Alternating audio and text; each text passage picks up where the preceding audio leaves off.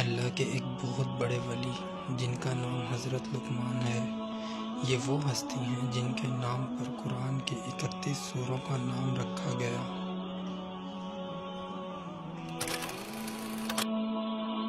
حضرت لقمان نے اپنے بیٹے کو نصیحت کرتے ہوئے فرمایا،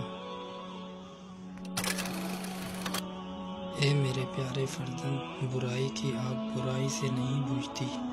جس طرح سے آگ کو پانی سے بجھایا جاتا ہے، اسی طرح برائی کی آگ کو اچھائی کے پانی سے بجھایا جاتا ہے۔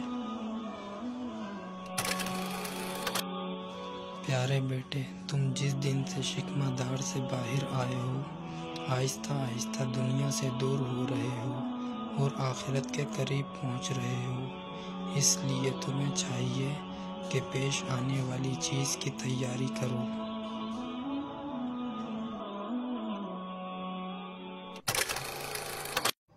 کسی انسان کی موت پر خوش نہ ہونا، مصیبت زدہ شخص سے مذاق نہ کرنا اور اچھائی کو کبھی مت روکنا۔ میرے فرزند، جو تم نہیں جانتے اس کو اہل علم سے سننے میں مت شرماؤ، اور جو تم جانتے ہو اس کی لوگوں کو تعلیم دو۔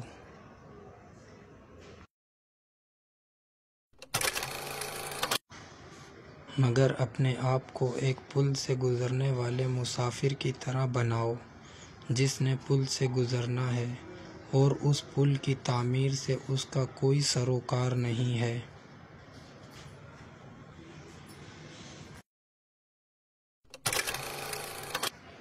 میرے بیٹے، اپنے آپ کو اس بکرے کی مانند مت بناؤ جس کو ہرے بھرے کھیت میں چھوڑ دیا جائے اور وہ اتنا زیادہ کھائے کہ اس سے اس کی موت واقع ہو جائے۔